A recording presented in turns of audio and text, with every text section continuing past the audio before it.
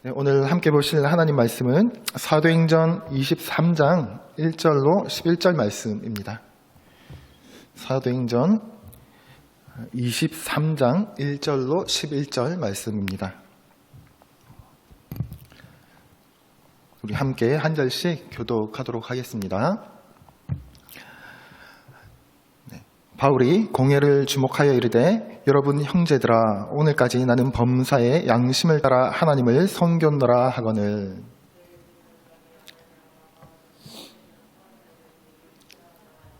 바울이 이르되 회칠한다며 하나님이 너를 치시리로다 내가 나를 율법대로 심판한다고 앉아서 율법을 어기고 나를 치라 하느냐 하니 내 곁에 센 사람들이 말하되 하나님의 대제사장들을 내가 욕하느냐. 바울이 이르되 형제들아 나는 그가 대제사장인 줄 알지 못하였노라. 기록하였으되 너희 백성의 관리를 비방하지 말라 하였느니라 하더라. 바울이 그 중 일부는 사두개인이요 다른 일부는 바리새인인 줄 알고 공회에서 외쳐 이르되 여러분 형제들아 나는 바리새인이요 또 바리새인의 아들이라 죽은 자의 소망 부활로 말미암아 내가 신문을 받노라. 그 말을 한즉 바리새인과 사두개인 사이에 다툼이 생겨 무리가 나누어지니 이는 사두개인은 부활도 없고 천사도 없고 용도 없다 하고 바리새인은 다 있다 함이라. 크게 떠들세 바리새인 편에서 몇 서기관이 일어나 다투어 이르되 우리가 이 사람을 보니 악한 것이 없도다. 혹 영이나 혹 천사가 그에게 말하였으면 어찌하겠느냐 하여 큰 분쟁이 생기니 천부장은 바울이 그들에게 찢겨질까 하여 군인을 명하여 내려가 무리 가운데서 빼앗아 가지고 영내로 들어가라 하니라. 11절입니다. 그날 밤에 주께서 바울 곁에 서서 이르시되 담대하라. 내가 예루살렘에서 나의 일을 증언한 것 같이 로마에서도 증언하여라 하리라 하시니라. 아멘. 네, 우리 함께 드리지 못하고 온라인으로 드리지만 말씀 앞에서 우리의 마음을 하나님 앞에 또 집중할 수 있었으면 좋겠습니다. 우리는 사도행전에서 유대인들이 복음과 직면했을 때 어떤 사람들이 복음과 직면했을 때 어떤 반응들을 보여왔는지 계속해서 많이들 살펴보았습니다. 복음에는 어떤 능력이 있다라고 했는지 기억들 하시는지요? 복음이 던져졌을 때 성령의 능력들이 나타나는데요. 이제 다이너마이트와 같은 폭발력, 그래서 세상을 뒤흔드는 그런 능력이 나타난 것을 살펴보기도 했습니다. 또 살펴본 기억들이 나시는지 모르겠네요. 19장에서 살펴보았던 내용이죠. 2만 5천 명이나 수용할 수 있는 그 연극장에서 2시간 동안이다. 크다 에베소 사람의 아데미어라고 외치는 그 비이성적인 사람들의 모습을 혹시 기억하십니까? 복음과 말씀 앞에 직면할 때 죄성을 가진 사람들의 반응이 어떠한지 우리가 사도행전을 보면서 많이들 살펴볼 수 있는 것 같습니다. 그 반응들은 참으로 안타깝기 그지없는 모습들이지요. 오늘 본문에 나오는 유대인들의 모습 속에서도 마찬가지로 참으로 비이성적이고 또 이기적이고 또 나아가서 폭력적인 모습들을 발견할 수 있습니다. 하나님의 말씀을 듣고 복음을 들었을 때 마음을 열고 나아오는 것이 아니라 오히려 마음을 닫고 등을 돌리고 나아가서 오히려 그 복음에 대항하려고 하는, 모함하려고 하는 그런 모습들까지 드러나게 되는 것이 죄인된 인간이 진리와 맞닥뜨렸을 때, 직면했을 때, 그리고 자신에 대한 그 죄인됨을 직면해야 하는 순간 나타나게 되는 반응이라는 것입니다. 1절에서 5절 오늘 본문 말씀을 보면 어떤 일들이 벌어집니까? 날이 새자 천부장은 예루살렘의 그 유대인들이 왜 그토록 소동을 일으키고 바울을 죽이라고 했는지 그 진상을 밝히기 위해서 산헤드린 공회를 소집합니다. 70명 정도, 한 70여 명 정도 되는 그 회원들로 구성돼 있다라고 기록합니다. 오늘날 좀 모습이 국회랑 비슷하죠. 대표되는 사람들이 모여서 어떤 그 사안들에 대해서 결정하는 최고 의결 기구였던 거죠. 유대인은 민족, 종교의 국가였기 때문에 이 공회에서 그들의 민족에 대한 것들을 의결하고 결정하는 최고 의결 기관이었다라고 생각하면 됩니다. 의장은 대제사장이었겠죠. 로마 정부는 유대인들이 계속해서 이 종교 문제로 분란이 일어나니까 계속해서 그것을 가지고 와서 해결해 달라. 또 예수님 당시에도 마찬가지였죠. 예수님의 문제로 그들의 종교적인 문제로 계속 로마 법정에 자꾸 나가서 하소연을 하니까 종교 문제는 니네들 좀 스스로 해라 라고 해서 공회를 만들도록 허용을 해주었던 겁니다. 그래서 유대 식민지였음에도 불구하고 그 의결기구를 가질 수 있었던 거죠. 그래서 유대인들에 관련된 사건을 재판할 수 있도록 나름대로 그 권한들을 조금 허용해 주었던 겁니다. 그래서 보면 오늘 본문 앞서 22장에서 천부장이 바울의 그 결박을 풀어주는데요. 아직 죄인으로 로마 법으로는 죄인이다라고 말할 수 있는 것이 없으니까 이제 그 바울은 이제 범죄자의 신분이 아니라 자유인의 신분으로 이 공회에서 왜 이렇게 소동이 일어나는지 확인하고자 이제 공회로 데려가서 공회를 여는 모습이 나오는데 그 장면이 이제 오늘 본문인 것입니다. 그래서 1절에 이렇게 기록합니다. 우리 함께 다 읽은 본문이지만 또 본문을 하나하나 읽을 때 마음으로 눈으로 함께 읽으면서 나가면 좋겠습니다. 바울이 공회를 주목하여 이르되 여러분 형제들아 오늘까지 나는 범사의 양심을 따라 하나님을 섬겼노라 하거늘. 공회 이 한 70여 명에 되는 사람들을 향해서 바울이 이렇게 말을 하고 있는 거죠. 그럼 공회원이었다 하면 떠오르는 사람들이 몇 명 있죠. 이 공회원들은 어떤 사람들이었냐 하면 예수님 당시에도 공회원 하면 누가 떠오릅니까? 니고데모라는 사람이 있었고요. 공회원 니고데모. 그리고 예수님의 그 십자가에 달리신 후에 시신을 이렇게 나중에 모두 다 도망갔는데 그 시신을 나중에 거두어서 무덤을 하는 아리마대의 사람 요셉이라는 사람이 공회원이었죠. 이 사내들인 공회의 공회원들은 로마의 그 식민지였던 당시 이스라엘에서는 나름대로 신분이 보장되고 높은 신분과 나름대로 힘이 있는 그 민족들, 우리 이스라엘 민족들 가운데 힘이 있는 사람들이었다라고 생각하면 됩니다. 근데 이 사람들을 앞에, 이 공회원이라는 사람들을 앞에 한 70여 명을 앉혀놓고 바울이 여러분 형제들아라고 하면서 그 동족을 향한 애타는 마음을 담아서 형제들아라고 표현을 합니다. 상투적이었다면 아마 존경하는 공회원님들 이렇게 하실 수도 있겠지만 그렇게 하지 않고 그 애타는 마음을 담아서 형제들아라고 부르면서 이렇게 고백하죠. 오늘까지 나는 범사의 양심을 따라 하나님을 섬겼노라. 지금까지 바울 자신은 신앙의 양심을 따라 하나님을 여기까지 섬겨왔다라고 먼저 선언을 하는 겁니다. 그런데 보면 바울이 공회에 선 이유가 뭡니까? 바울이 하나님의 율법과 성전을 모독했다, 신성을 모독했다 해서 그를 지금 죽여야 한다라고 열린 공의였습니다. 그런데 바울은 자신이 표현하기를 자신이 하는 첫 마디가 모든 면에 있어서 자기는 믿음의 양심을 따라서 하나님을 섬겼다라고 말을 하고 있는 거죠.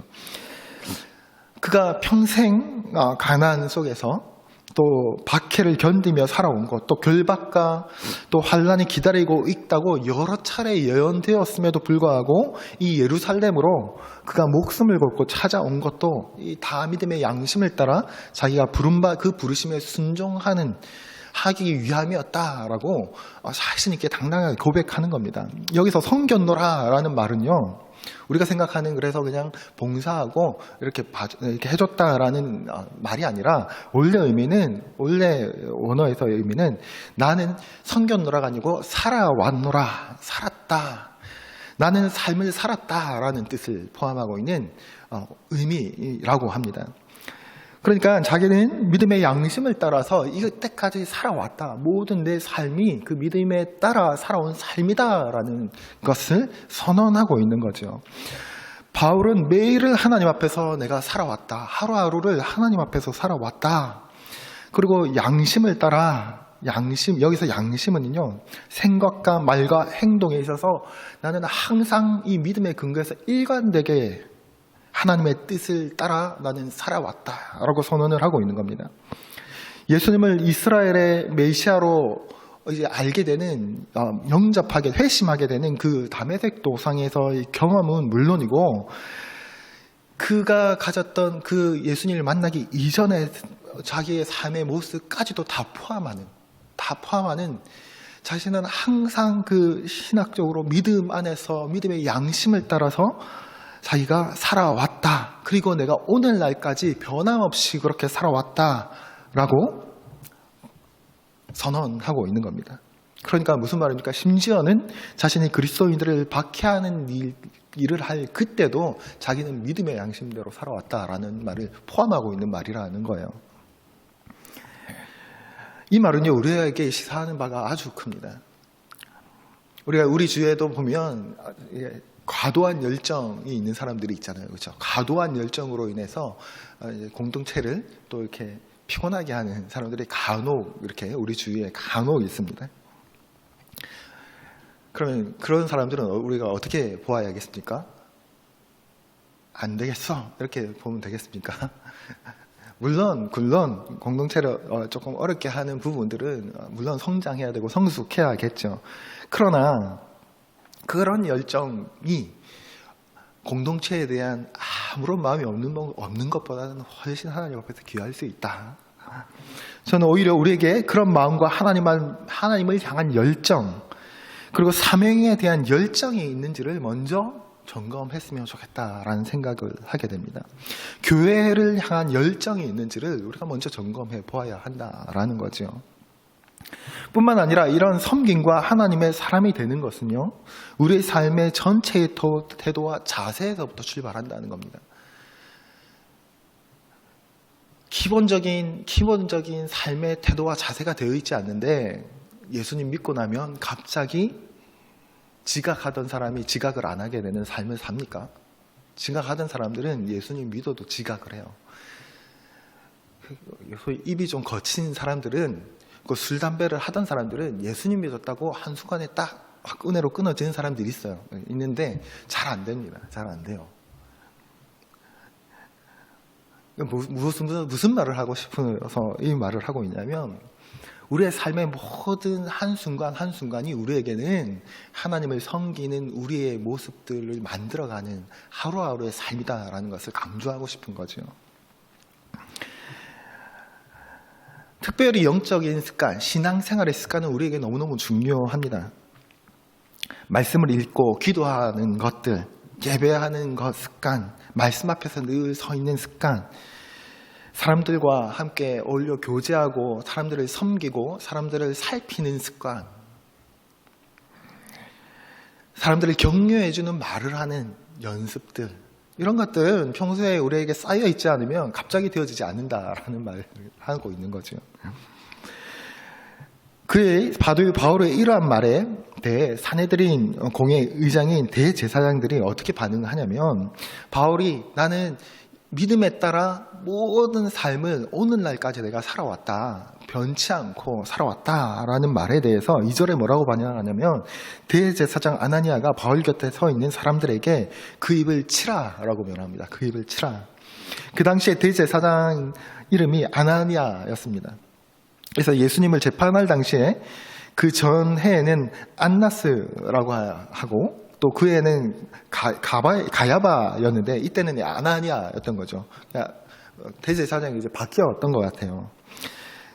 그래서 이 사람은 하나님의 대제사장이라고 하지만 사실은 하나님과는 아무런 상관이 없는, 전혀 관계없는, 하나님의 율법과 하나님의 뜻과는 전혀 상관없는 결정들을 합니다. 기록들을 보면 이 아나니아라는 사람은 굉장히 부패했고 타락했던 대제사장으로 기록하고 있습니다. 이 사람은 심지어는 하나님께 드려진 예물도 횡령했다라는 기록들을 하고 있는 대제사장이었습니다. 심지어는 폭력적이어서 사람을 이렇게 고용해서 폭력도 사주했던 그런 어떤 기록도 남아 있는 대제사장이었다고 합니다. 이런 사람이 바울의 그 믿음의 고백을 향해서 입을 쳐라라고 선언을 하는 거죠. 이것조차도 사실은 율법에 위배되는 행동이었습니다. 율법에는 뭐라고 되어 있습니까? 두세 사람의 증인의 증언이 있을 때에만 사람을 범죄자라고 확정할 수 있었습니다. 율법에는. 대제사장이라는 사람이 이 내용을 알았을까요? 몰랐을까요? 모를 리가 없었겠죠. 그럼에도 불구하고 바울의 그 고백을 들으면서 바로 저 사람의 이를 쳐라라고 명할 수 있다라는 것은 평소에 그의 삶이 어땠는지, 그의 생각이 평소에 어땠는지 보여주고 있는 장면이다라고 할 수도 있습니다. 그러자 바울이 어떻게 반응합니까? 바울이 이르되 회칠한다며 하나님이 너를 치시리로다. 내가 나를 율법대로 심판한다고 앉아서 율법을 어기고 나를 치라 하느냐. 이렇게 말을 하는 거예요. 바울도 이 말을 하면서는 조금 화가 났던 것 같습니다. 당시에 자기의 입을 치라고 하면 아주 이거는 그 사람의 말을 다 무시하는 것이고 그 사람의 인격을 모독하는 표현으로 들릴 수도 있는 표현이었다고 합니다. 여기 있는 공회원들이 유대인들의 그 지도자이고 영적 지도자라고 할 수 있는 이 대제사장이 율법을 어기면서 공회라는 이 자리에 모여서 율법에 근거하지 않고 그것을 어기면서 자신의 입을 치라고 하니까 아마 마음이 좋지 않았던 것 같습니다. 그래서 바울은 아마 주눅들지 않고 아는 제 아나니아를 향해 회칠한다며 라고 선언을 합니다. 근데 이 회칠한다며 하니까 성경에 우리가 이렇게 표현되어 있으니까 아주 고상한 표현같이 들릴 수도 있겠는데요. 이 회칠한 무덤이라는 언급을 하는 장면이 예수님께서도 하셨던 장면이 있죠. 마태복음 23장 27절에 보면 이렇게 예수님께서 말씀하십니다. 화 있을진저 외식하는 서기관들과 바리새인들이여 회칠한 무덤 같으니 겉으로는 아름답게 보이나 그 안에는 죽은 사람의 뼈와 모든 더러운 것이 가득하도다 하면서 이 서기관과 바리새인들을 향해서 예수님께서 회칠한 무덤이라는 표현을 쓰셨던 거죠. 이 회칠한 무덤 하면 고상한 표현이 아니라 그러니 너희 앞뒤 다른 모습들을 벌어지는, 그러니까 이 회칠한 담이라 하면 당시 유대인들이 이제 비가 한참 오는 그 시기가 끝난 후에 이제 길가에 버려진 그 가난한 사람들의 무덤, 제대로 이렇게 무덤을 격식을 갖추어서 할 수 없었겠죠. 그 무덤에 이 유대인들이 하얗게 그 횟가루를 뿌렸다라고 합니다. 횟가루를. 그래서 침울한 그 무덤을 흰 횟가루를 뿌려서 하얗게 만들어 버리는 거죠. 그래서 무덤이 시체가 있는 무덤을 이제 가난한 부정한 그 시체가 있는 무덤을 어디 있는지를 쉽게 알게 해서 그 무덤을 피해 다니려고 하는 목적이었다고 합니다. 그래서 무덤에 하얗게 색깔을 뿌리면 이제 겉으로는 좀 깨끗해 보이고 좀 하얗게 보이니까 좀 보기에 좀 나아 보일 수는 있겠죠. 그러니까 예수님이 이들을 향해서 회칠한 무덤 같다라고 표현한 것은 겉과 속이 다른 너희 바리새인들의 위선에 대해서 꾸짖는 말씀에서 나왔던 표현이라는 것이죠. 그러니까 바울이 지금 자신의 입을 치라고 한 아나니아를 향해서 회칠한다며 라고 표현합니다. 그러니까 쉽게 말하면 요즘 말로 내로남불하는 사람아 이렇게 하는 거예요. 내로남불하는 사람아. 그래서 바울은 그 하얗게 회칠한 담이 깨끗해 보이지만 그 담 너머에서는 온갖 더러운 일들이 벌어지는 것에 빗대어서 아나니아의 그 이중성, 그 회칠한 담이라고 표현하고 있는 거예요. 그리고 자기가 가만히 있어도 하나님은 너를 치실 것이다 라고까지 경고를 하는 모습들을 보여줍니다. 그러니까 사람들이 깜짝 놀라면서 뭐라고 합니까? 4절 5절입니다. 한번 함께 읽어볼게요. 시작. 곁에 선 사람들이 말하되 하나님의 대제사장을 내가 욕하느냐?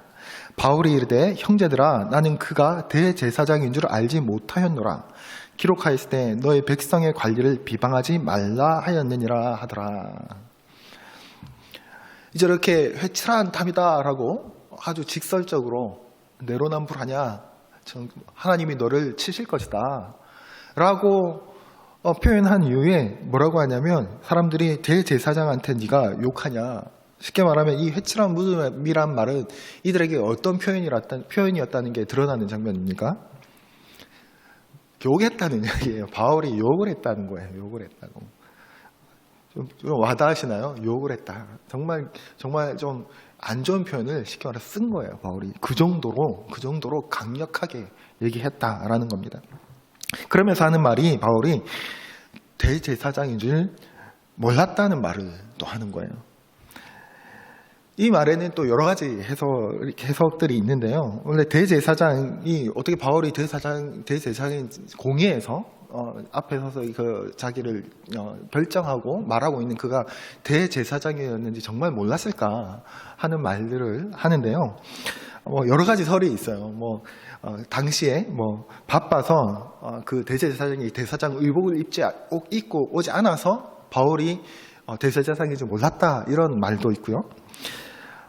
또 그가 대제사장이 이렇게 바울이 전도 여행을 계속 다녔잖아요, 그렇죠? 그러니까 한 곳에 있으면서 대제사장이 바뀔 때마다 그를 지켜본 게 아니기 때문에 전도 여행을 한 20년 이렇게 다니다 보니까 지금 현재 대제사장이 누군지 몰랐었다라는 말이 있습니다. 근데 사실은 공회에서 진행하고 있는 대제사장이 누군지 몰랐다, 그 사람이 앞에서 말하고 있는 사람이 누군지 몰랐다라고 표현하기에는 조금 설득력이 떨어지는 것 같아요. 그래서 제일 설득력 있는 것이 뭐냐면 사실은 모르지 않았죠. 알았다는 거예요. 사실은 모르는 게 아니고 알고 있었다. 그러면 이게 무슨 말이냐? 아나니아에 대한 바울의 말을 들으면 주변 사람들이 하나님의 대제사장을 내가 욕하느냐라고 말했죠. 그러나 그것은 단지 대제사장을 떠맡는 그들의 아첨 같은 표현이었을 거예요. 그러니까 사실상 바울은 대제사장을 정말로 저주한 것은 아니었던 거죠. 그런데 바울의 말은 사실 뭡니까? 저주가 아니라 그 아나니아의 그 불법 행위, 율법을 따르지 않는 대제사장의 행위에 대한 정확한 지적이었다라는 표현을 쓰는 거죠. 그 정당한 비판이었다라고 표현을 하고 있습니다. 바울은 형제들아 나는 그가 대제사장인 줄 알지 못하였노라 라고 말합니다. 그러면서 출애굽기 22장 28절 말씀까지 인용합니다. 너희 백성 관리를 비방하지 말라 하였다. 그래서 나는 지금 비방하는 게 아니다라는 말을 하는 거겠죠. 율법을 따르는 사내들인 공회에서 율법을 거스르고 도리어 폭력을 명명한 사람이 설마 대제사장이었을 줄을 전혀 몰랐다. 그중 한 명이 그랬었어도 그냥 대제사장들 중에 한 명 누군가가 그랬었어도 그것은 정말 놀라운 일인데 설마 대제사장이 그런 명령을 할 줄은 생각도 못했다. 그러니 내가 저 사람이 대제사장인 줄 몰랐다라는 말을 하고 있는 거예요. 모든 개우 회원도 그렇지만 특별히 대제사장이라면 이런 공식석상에서 그런 식으로 부당하게 때리라라고 폭력을 명명할 수 없다는 말을 하고 있는 거죠. 아주 정당한 표현과 또 정당한 지적, 비판을 하고 있는 겁니다. 뭡니까? 불의에 대해서 정확하게 표현하고 있다라는 거죠. 바울이 율법을 인용한 것은 어떤 바울의 모습을 보여주고 있습니까? 바울의 태도를 보여주고 있습니까? 지금 70명이라는 그 공회 의원들, 사회적 신분과 지위와 힘을 가진 그 결정원자들을 앞에 두고서 대제사장 앞에 두고서 바울의 태도가 어떻습니까? 겁에 질려서 긴장해서 지금 그 불의 앞에 주눅 들어 있는 모습이 아니죠. 지금 무조건 내가 당신들의 말을 따르겠습니다 하는 태도가 아닙니다. 대제사장도 율법에 따라서 해야 하지 않느냐라고 말을 하고 있는 겁니다.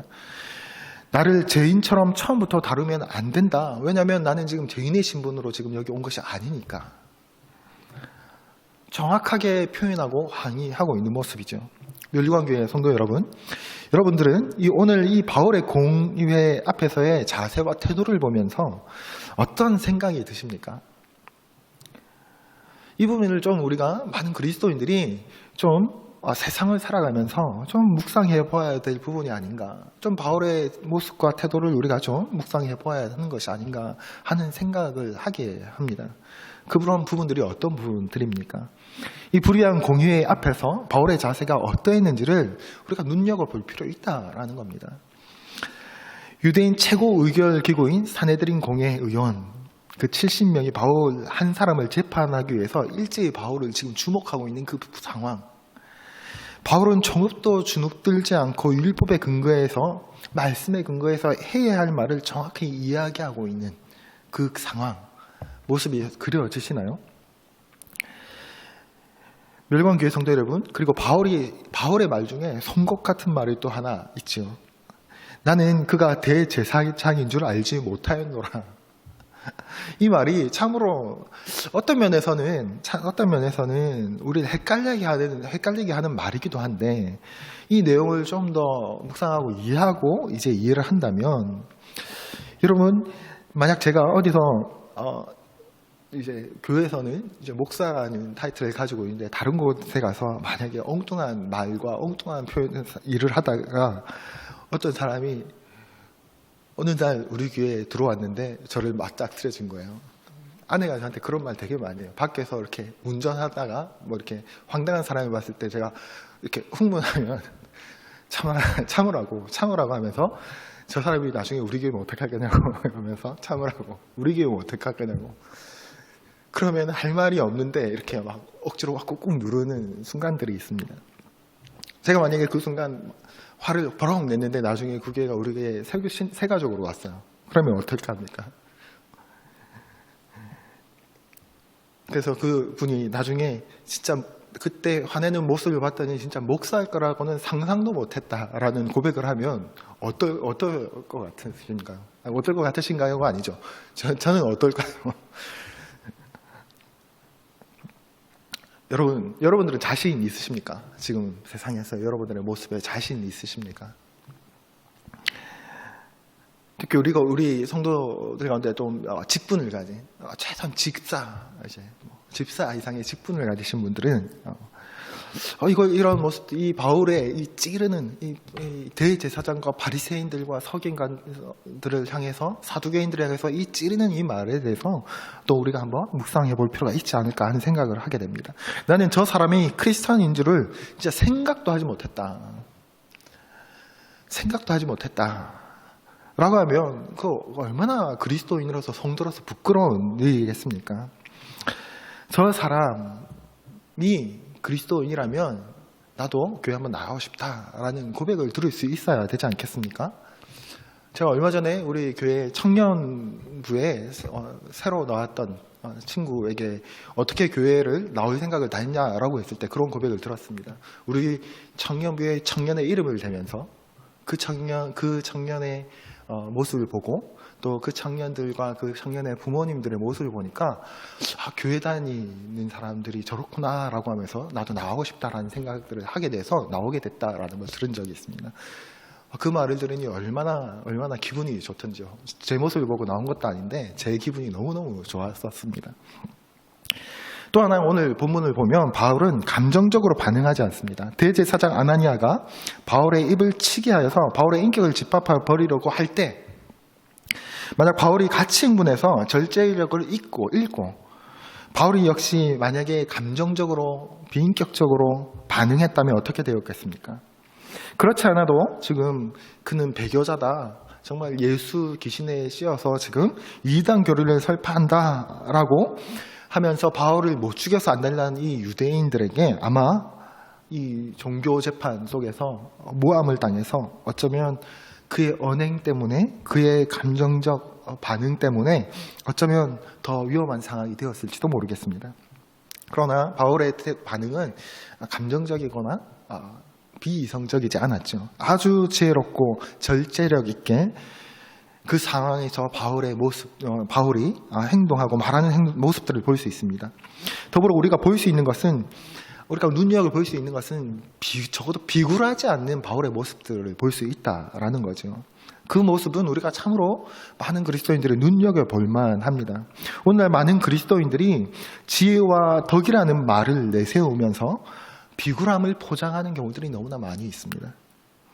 내가 불이익 볼까 봐 침묵하는 것을 마치 아량이고 융통성이고 포용력이라는 말로 포장하는 모습을 너무나 흔하게 볼 수 있습니다. 불의에 침묵하면서 그것을 인내고 절제다라고 말하면서 자신의 신앙을 포장하기도 합니다. 그러나 바울을 보십시오. 아닌 것에 대해서 침묵하면서 상황을 모면하려고 하는 임기응변을 발휘하지 않습니다. 정말 당당하게 아닌 것을 아니다라고 말하고 심지어 너처럼 잘못된 행동과 말을 하는 것을 보니 대제사장인 줄 몰랐다 라고까지 말하는 모습은 우리로 하여금 깜짝 놀라게 하는 당당함과 담대함이 아닐 수 없습니다. 우리 사랑하는 멸류관교회 성도 여러분, 세상을 향하여 믿음으로 당당하시길 바랍니다. 잘못된 것을 인정하되 복음에 대하여, 그리스도에 대하여, 예배에 대하여 당당할 수 있는 여러분들이 되시기를 바랍니다. 불의에 대하여 당당할 수 있으시기를 바랍니다. 계속해서 6절입니다. 바울이 그중 일부는 사두개인이요 다른 일부는 바리새인인 줄 알고 공회에서 외쳐 이르되 여러분 형제들아 나는 바리새인이요 또 바리새인의 아들이라 죽은 자의 소망 곧 부활로 말미암아 내가 신문을 받노라 이렇게 말합니다. 이 사내들은 이 공회에서 바울의 모습들을 하나의 사건인데 이 하나의 짧은 11절 되는 이 9절 속에서 바울의 말과 태도 그리고 거기서 공회에서 벌어지는 상황들을 보면 참으로 다양한 사건들이 이 11구절 안에 들어있는 것을 봅니다. 바울의 나는 양심에 따라 믿음의 양심에 따라 살아왔다라고 하면서 그의 삶 전체를 고백하는 모습들이 하나 있었죠. 그리고 두 번째로 이 공회 앞에서 불의 앞에서 이 당당한 오히려 잘못된 것을 지적하는 정도로 정말 깜짝 놀라게 할 정도로 당당한 모습들을 바울의 모습들을 우리가 볼 수 있죠. 그리고 또 하나 벌어지는 사건이 무엇이냐면 사나들인 공회를 구성하고 있는 이 70명 의회 의원들의 대부분이 바리새인과 사두개인이라는 이 두 부류였습니다. 이 둘은요. 신학적으로 유대인들이긴 한데 신학적으로 그 위치와 삶의 방식이 완전히 다른 두 세력이었습니다. 사두개라는 이름은 다윗 시대의 그 대제사장이었던 그 사독의 이름에서 따온 것이라고 합니다. 그러니까 예수님 오시기 전 2세기경 그 사독의 후임을 자처하는 그 제사장들이 그 성전 관리의 기득권을 주장하면서부터 사두개파가 시작되었다고 합니다. 성전 관리의 주도권, 결국은 어떤 정치적인 힘과 연결된 파인 거죠. 그리고 바울 시대의 이 사두개파는 제사장들과 사내들인 공의회원들의 같이 그 유대 사회에서 그 종교적으로나 정치적으로 기득권을 지닌 지배계층이었다고 할 수 있습니다. 그런데 이 사두개인들은 신학적으로 어떤 사람들이었냐면 아주 세속적인 사람들이었습니다. 이들은 모세오경, 그러니까 창세기, 출애굽기, 레위기, 민수기, 신명기 이 5개 성경만, 구약의 5개 성경만 그 권위를 인정했다라고 합니다. 그리고 시편이나 그러니까 예언서 이런 것들은 인정하지 않고 받아들이지 않았던 사람들입니다. 그래서 그들은 하나님께서 인간에게 율법을 주기만 하셨을 뿐 우리 인간의 역사에는 직접 개입하시지 않는다라고 생각을 했습니다. 그러므로 그들에게는 하나님의 섭리, 인도하심 이런 것들은 그들의 믿음에는 없는 개념이었던 거죠. 사두개인들은 그랬습니다. 그러니 부활과 예수 그리스도의 부활이라든지 뭐 이런 것들은 믿지 않는 거예요. 사두개인들은 천사와 영의 존재도 믿지 않았어요. 우리와는 너무 다르죠. 그러니 바리새인들과도 너무 달랐겠죠. 바리새인들은 그런 것들을 믿었으니까요. 이 사두개인들한테 중요한 것은 그냥 지금 이 현실 세계였습니다. 어쩌면 삶의 가치와 태도는 어쩌면 오늘날 무신론자들하고 다를 바 없지 않았을까 하는 생각들을 하게 됩니다. 왜냐하면 그냥 이 땅에서의 삶은 가치 있고 중요하다 여겼으니 이 사람들은 굉장히 부패했던 거죠. 그러니 그 성전 앞에서 장사치로 장사꾼들이 넘쳐나고 그 장사치로 만들어졌던 이런 것들이 다 이 사람들의 어떤 마음들에서 많이 파생되었다라고 생각도 할 수 있습니다. 내세에는 뭐가 없고, 그러니까 그들은 도덕성, 윤리성 이런 거 다 내팽겨 쳐버린 것입니다. 그러니까 물질주의자들, 현실주의자들, 세속주의자들이 될 수밖에 없었던 거죠. 그러다 보니까 거룩해야 할 성전의 이 제사 의식마저도 이제 그 장사꾼들의 어떤 이런 상거래로 전락시켜버리는 사람들이 사두개인들이었다라는 겁니다.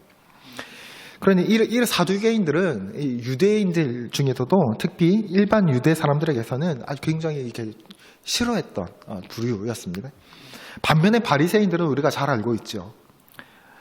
이들은 바리새라는 뜻은요, 분린된 자, 구별된 자라는 뜻입니다.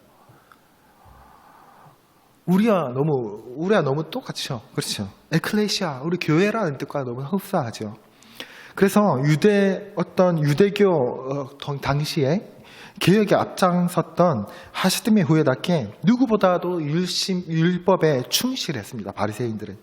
그래서 세속적인 것들, 비율법적인 것들, 불경한 것들은 자신들은 완전히 그것에서 분리시켜 나가려고 노력했죠.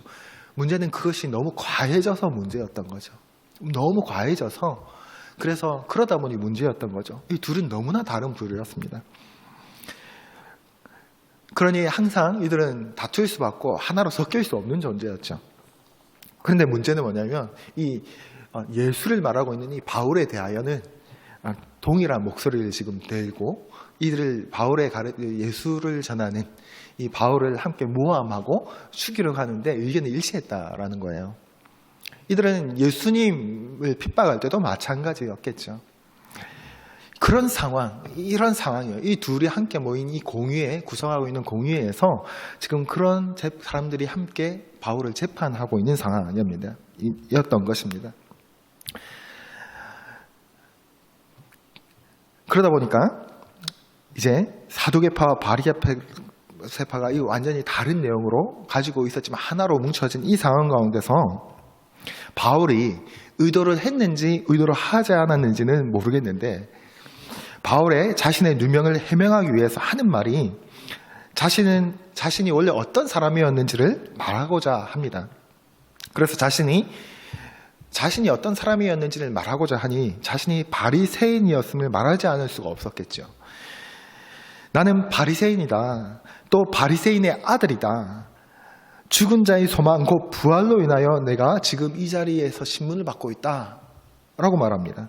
그러니까 바울이 말하는 것은 뭡니까? 자신도 바리새인이고 자신의 아버지도 바리새인이고 할아버지도 다 바리새인파였다. 정통 바리새인이다 나는. 그래서 나는 부활을 믿는 사람이다. 천사를 믿는 사람이다 라고 말을 하고 있는 거죠. 그리고 내가 지금 여기 서 있는 것은 부활하신 예수 그리스도를 증언하는 것, 다시 말해서 부활을 얘기하다가 지금 이 재판에 서게 된 것이다. 이 신문을 받고 있다라고 말을 합니다. 그러니 어떤 일이 벌어졌을까요? 우리 함께 본문에서 읽었죠. 이러니 참으로 읽으면서도 당황스러운 무슨 이런 일이 있나 하는 상황이 벌어집니다. 7절 8절입니다. 그 말을 한즉 바리새인과 사두개인 사이에 다툼이 생겨 무리가 나누어지니 이는 사두개인은 부활도 없고 천사도 없고 영도 없다고 바리새인은 다 있다 함이라. 조금 전에 말씀드렸던 것 같이 자신들이 계속 부딪히고 있던 그 내용을 가지고 자기들끼리 갑자기 다투기 시작하는 거예요. 무슨 코미디도 아니고 재판을 하기 위해 모여서 바울을 신문하는 과정에 자기들끼리 다툼이 일어났다라는 거예요. 예수님 때도 그 당시 로마의 유대 총독의 빌라도와 분봉왕 헤롯 안디바가 서로 원수였는데 예수님 죽인 일로 하나가 되었던 모습을 보여주는 장면들이 있습니다. 그것처럼 이 사람들도 원래는 싸우다가 지금 바울을 죽이는 일로 하나가 되었었는데 바울이 나는 바리새인이다. 지금 부활 때문에 심문을 받고 있다. 이 한마디를 했더니 상황이 갑자기 급변하는 겁니다. 이제 바리새인들은 갑자기 바울을 보호하려고 합니다. 그리고 사두개인들과 갑자기 다투고 있는 거예요. 여러분 좀 코미디 같지 않으십니까? 이게 무슨 일인가 하는 생각들이 들지 않으십니까? 저는 이런 본문들을 읽을 때 이게 무슨 황당한 상황인가, 이게 정말 현실에서 있었던 일인가 하는 생각들을 하게 됩니다. 그런데 바리새인들을 포함한 이 유대인들이 바울을 죽이려고 했던 이유 중 하나도 마찬가지로 자신들의 신성 모독죄로 못 박아 죽인 나사렛 예수가 부활했다고 바울이 자꾸 증언하고 다니었기 때문이었는데, 그런데 바리새인들은 지금 갑자기 거기에는 관심이 없어졌어요. 예수가 부활했다라고 말하는 그 포커스는 완전히 잃어버린 거예요. 뭐에 지금 이들의 관심이 갑자기 꽂혔습니까? 바울이 바리새인이다라는 데 꽂힌 거예요. 뭡니까? 바울을 보호해야겠다라고 지금 반응하고 있는 거죠. 그래서 앙숙이었던 사두개인들과 맞서서 갑자기 바울의 변호자들이 되어버립니다. 9절 말씀에 이렇게 표현하죠. 크게 떠들세 바리새인 편에서 몇 서기관이 일어나 다투어 이르되 우리가 이 사람을 보니 악한 것이 없도다. 혹 영이나 혹 천사가 그에게 말하였으면 어찌하였겠느냐 하여. 갑자기 상황이 이렇게 변해버립니다. 조금 전까지 죽이겠다고 하던 사람이 이 사람한테 악한 것이 없다. 바울한테 그런 것이 없다. 실제로 혹시 천사가 그 바울에게 말했으면 어떡할 거냐라고 발뺌을 하는 거죠. 그러면서 바울의 입장을 변호를 하기 시작합니다. 멸류관교회 성도 여러분, 지금 이 상황이 저는 계속해서 황당하다라는 표현을 썼는데 여러분들은 이해가 되십니까? 조금 전까지만 해도 뭐라고 했냐면 바리새인들이 저놈 죽여라고 했었습니다. 지금 우리가 이 사람을 보니 악한 것이 없다. 이 말이 고작 이 한 장소에서 11구절 안에서 벌어지는 일인 거죠. 그 이유가 뭡니까? 아주 간단합니다. 그리고 아주 유치합니다. 제가 인간적인 표현으로는 유치합니다. 뭡니까? 우리 편 착한 편이라는 겁니다. 우리 편 착한 편. 요즘 말로 내로남불이죠. 뭡니까? 우리 편 착한 편? 제가 좀 좀 농담 섞인 표현을 쓰지만 얼마나 이기적인 표현입니까? 얼마나 자신들의 자신들의 어떤 자신들을 지키기 위한 표현을 지금 하고 있는 겁니까? 조금 전까지 죽으라 했는데 지금은 우리 편이 된 겁니다. 오늘날 세상에서도 정말 이 황당한 일들이 끊임없이 벌어지고 있죠. 내로남불의 모습은 끊임없이 보지 않습니까? 우리가 이 땅 가운데서 참으로 어이없고 안타까운 일들이, 정말 황당한 일들이 사실은 우리가 사는 이 현실 가운데 있다라는 겁니다. 그것이 어디서 다 나옵니까? 죄성에 기한 이기심, 욕심, 내 말과 내 욕심, 자기 합리화를 위해서 표출되어지는 다 표현들인 거죠. 성경 속에서 죄인된 인간들이 모임이 얼마나 난장판인지 우리에게 함께 보여주고 있는 장면이라고 할 수 있습니다. 그런데 여기에 가만히 있을 사두개인들이 아닙니다. 그래서 바리새파와 사두개파 사이에 큰 싸움이 일어납니다. 그래서 10절입니다. 큰 분쟁이 생기니 천부장은 바울이 그들에게 찢겨질까요? 군인을 명하여 내려가 무리 가운데서 빼앗아가지고 영내로 들어가라 하니라. 이제 천부장이 볼 때 또 이런 분란, 큰 분쟁이 일어나니 또 이 천부장을 통해서 또 바울이 또 도움을 얻게 되는 장면이 나옵니다.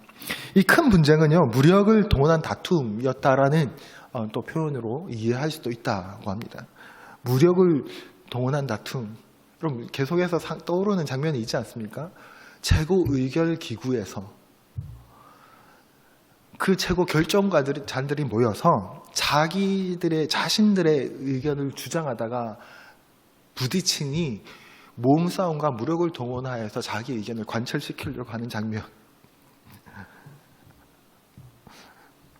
굳이 비유를 들지 않겠습니다. 머릿속에 다 떠오르는 게 있을 것 같습니다. 난장판이죠. 난장판이죠. 재성을 가진 인간들의 최고 의결권자들이다라고 하는 높은 신분, 인정받는 위치에 있는 자들이라고 하는 사람들의 모습인 것입니다. 그 상황 가운데서 천부장을 통해 바울을 구출해냅니다. 멸류관교회 성도 여러분, 이런 난장판의 모습을 우리가 함께 살펴보았습니다. 11구절 가운데서 이 난장판의 모습을 살펴보았습니다. 이 난장판 속에서 바울은 위기를 모면하게 됩니다. 천부장의 도움으로 인해서. 이 천부장의 도움은 여러분들은 어떻게 보시나요? 섭리인 거죠. 하나님을 믿는 사람은 아니었지만 이것이 하나님의 역사 속에 있는 것이고 하나님의 인도하심 속에 있는 것이죠. 제 눈에는 바로 이것이 우리의 삶의 현장에서 볼 수 있는 기적들이 아닐까 하는 생각들을 하게 됩니다. 꼭 안증뱅이가 일어나는 것이 우리의 삶의 기적입니까? 믿지 않는 사람들을 사용하셔서 내가 불의 앞에 굽히지 않고 말씀대로 살아가려고 하루하루 살아가는 내 삶 가운데서 하나님께서 만나게 하시는 수많은 사람, 믿는 사람들을 통해서는 말할 것도 없고 심지어 하나님이 인정하지 않는 그 사람들조차도 그 하나님의 섭리 아래서 나를 인도하시고 보호하시는 그 하나님을 그 삶의 현장 속에서 그런 경험들을 행할 때 우리는 기적이라고밖에 표현할 수 없는 그런 일들이 오늘 성경에서 표현되어지고 있다라는 겁니다. 사람의 마음과 만남이 하나님의 인도하심에 있다는 것이죠. 이것이 믿음의 신비이고 신앙생활의 신비입니다. 초자연적인 역사를 일으키실 때도 있지만 대부분은 사람들을 통해서 역사하시죠.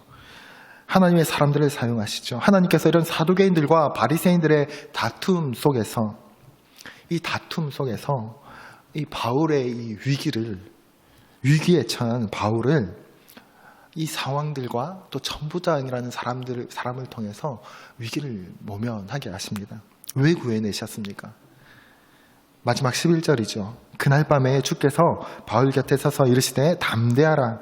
내가 예루살렘에서 나의 일을 증언한 것 같이 로마에서도 증언하여야 하리라 하시니라. 이때는 그날 밤, 즉 엄청난 위기에 처했던 그날 밤 예수님께서 나타나셔서 말씀하셨다라는 겁니다. 결박된 것과 세상의 무언가 핍박을 두려워하지 말고 낙심하지 말고 담대해라. 왜요? 사명이 아직 남아있기 때문에 그렇다라는 겁니다.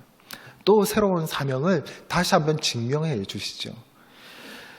물론 그전에도 바울은 로마로에 대한 사명을 분명히 붙잡고 있었습니다. 그런데 주님께서 다시 한번 감방 안에서 이 결박되어 있는 이 상황 안에서 사명을 확인시켜 주십니다. 우리 멸류관교회 성도 여러분, 다시 한번 오늘 이 말씀을 통해서 우리가 우리의 삶을 한번 돌아볼 수 있었으면 좋겠습니다. 우리가 살아갈 때 매 순간 나는 주님 앞에서 정말 믿음 안에서 부끄러움 없는 삶을 내가 한순간순간 매 순간순간 그렇게 지키며 살아가고 있는가? 더 정확하게 나아가서는 우리 주님께 받은 개개인의 사명을 정말 놓치지 않고 잘 감당하면서 살아가고 있는가? 그리고 그 사명의 길, 우리 인생의 길 앞에서 내 안위를 위해서 주님의 기적을 기대하는 것이 아니라 주님을 위해 기적을 기대하고 구하고 또 하나님의 인도하심을 행운이 아니라 인도하심으로 보고 감격하며 더욱 이 사명의 길을 붙잡는 그런 믿음의 사람으로 우리는 우리의 삶을 살아가고 있는가 하는 것입니다. 아무쪼록 우리 멸류관교회 성도님들은 이 공의 앞에 선 이런 바울의 자세를 가지고 사명의 길 그리고 우리의 인생의 길을 걸어갔으면 좋겠습니다. 세상 앞에서 바울과 같이 당당한 자세와 태도를 가지고 한 해를 마무리하고 또 22년 새로운 한 해를 맞이할 수 있는 그런 우리 멸류관교회 성도님들 다 되시기를 주님의 이름으로 축복하고 기도드립니다.